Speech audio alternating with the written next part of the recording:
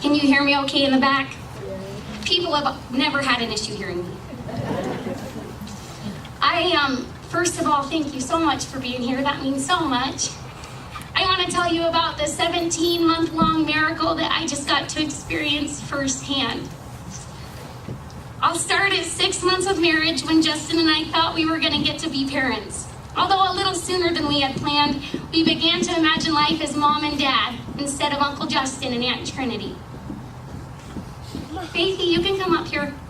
Her mom's up here. Alas, that 3-month-long pregnancy ended in bitter, lonely pain. We chose not to tell nearly anyone because we didn't want to face puppy dog stares and condolences. We mourned. I hurt physically, we hurt emotionally and mentally. And in the months that followed, babies were born who would have been my baby's age, but those babies were being held by their moms. But I tell you that story because God used that situation to teach us two things. He taught us, first of all, to be so thankful for every baby that gets born. And He taught us how to lean on each other and mourn with each other through it all. He was preparing us for something in the future. Time passing and a powerful and almighty God began to heal that wound. I felt the most sorry for my husband, who has one of the most thoughtful and caring hearts known to man. And I wanted him to get to be a daddy. About 2.5 years later, we finally overcame our fear of at least trying for another. And it was on Justin's birthday a couple years ago that I gave him a card to let him know that I was quite a ways into our pregnancy with our miracle baby, Taisley Faith. If you were fortunate enough to have seen Taisley in the past year, you would have had no idea that that spunky, sharp ball of fire was born a fragile 4-pound, 4-ounce preemie. She shouldn't have been born at all. I went from being in the wedding of a good friend to painting a big building and plans to leave the very next morning to head to Lander, Wyoming, to my wife's mother calling to tell me that she thought I should actually go to a baby appointment that I had intended to skip. Justin had been 9 hours away on the other side of the state, busy with work, so Mom offered to go with me to that appointment. She knew I'd been wearing myself a little thin. Imagine that. Long story short, my doctor knew something wasn't right with the pregnancy and sent us to the ER to be monitored just for a couple hours. Those couple of hours turned into 2.5 days. Scary calls, big decisions, but finally, with my strong man and selfless mom by my side, the birth of that then red-haired, big-eyed little peanut. To tell you the details of what seemed like a long hospital stay, the tears that were shed, the milestones we prayed that she would reach, the graduation from her glass box to a crib on Justin's first Father's Day. We had support pour in and family there every step of the way. When we finally took our sweet baby girl home, it was almost July. The big Shasta daisies in front of our brown and white house were tall and beautiful.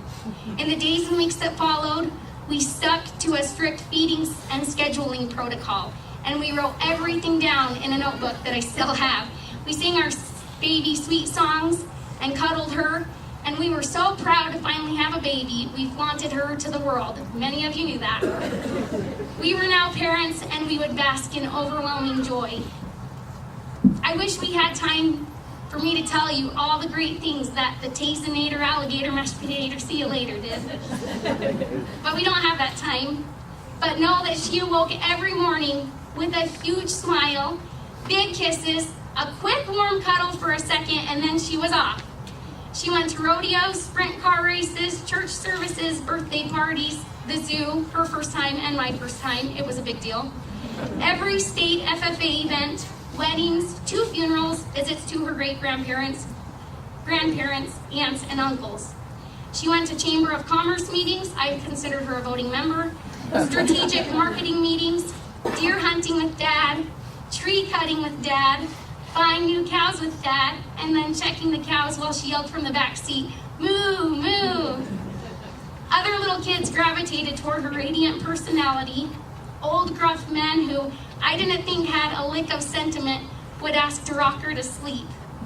Our baby lit up every room she entered, from everyone noticing her and saying, "She's so tiny," to strangers telling us that she had the most beautiful eyes, which was no surprise because eyes are the windows to the soul. Our baby who couldn't speak whole sentences told the story of Jesus to more people than most of us in our combined lifetimes. One of our last nights with our little Miss Muffet was totally Justin-led, which meant it was actually fun. It was our last night in our Sundance house, so we sat her between us on the couch, and we ate a big bowl of popcorn, and we watched Zootopia. And she delighted in every animal that walked across the screen and would say the animal words, which was a little confusing because the whole movie is about rabbits. That was tough. But it was so precious. Every time the theme music would come on, she would grab his hand and grab my hand, and she would make us sway back and forth to the music. And prematurely, before the music was even done, she would drop our hands and applaud the beautiful music. And then she would do it again and again. I can't tell you of the extreme pain that our hearts have experienced in the last week. But I do want you to know this. Every day, recently, Taisley knew her name, so I would say, "What's your name?" And she'd say, "Taze." And I would say, "Who made you?" And she would quickly say, "God." And I would say, "Yes, and He made you for a huge purpose, and you're going to do great things."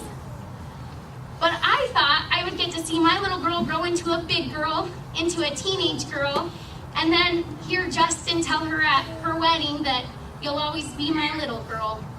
And I thought we would see that big purpose played out then. Probably when she ran for Congress right after her mother. But our sweet, unconventional miracle is already out of pain. She's spared from the trials of this earth. She has entered heaven, and God has scooped her up and held her closely, and boy, I bet that the cows on 1,000 hills are a lot prettier than our tiny bunch. Over the next days, months, years, and decades, it is my prayer that Taisley's purpose will continue to unfold. I will tell you how it has already changed me. I am reminded of how fragile life is. I am reminded that we have to be fervent, on fire, and ready to tell the world about the hope that is Jesus Christ. I never wanted to know what it was like to lose your only begotten child like God did, and I won't pretend to have the knowledge of God. But I can certainly relate to what I read in John 3:16 now. God sent His Son to cover our multitude of sins. And I beg each of you to consider the shortness of life. You're here now, but we might be burying you tomorrow. If you are already a believer, do not sit in a lukewarm lump, living life pretty much the same as everyone else. Go tell it on the mountain that our Redeemer, hope, and salvation lives. Praise His name while you can, and be bold and actually set yourself apart. I am very sick of neutrality. There's no time for it, and it's time to stand up, people. If you have been on the fence with your relationship with God, you may be asking why, like we've sobbed at night. We don't know why, but we know God is very good. We are only seeing a glimpse of His plan. He wants to love you. He wants to give you peace in your heart. He wants to shower you with His friendship. But know that you're either for Him or against Him. And I've learned that being for Him means that there are a lot of attacks by the enemy. So be willing to be 100% sold out, or don't even play the game. When you know that, welcome Him to your heart and let your life reflect that change. I praise the Lord for letting us be the parents of a miracle born to the world. And I will let that gratitude and the blessing of God's grace be my focus this month as we are flooded with all things Christmas. Thank you from the bottom of our heart to each of you who ever held our little girl, accepted one of her big, toothy grins, or got to know her more personally. We are truly, deeply, and richly blessed. Thank you so much for being here today.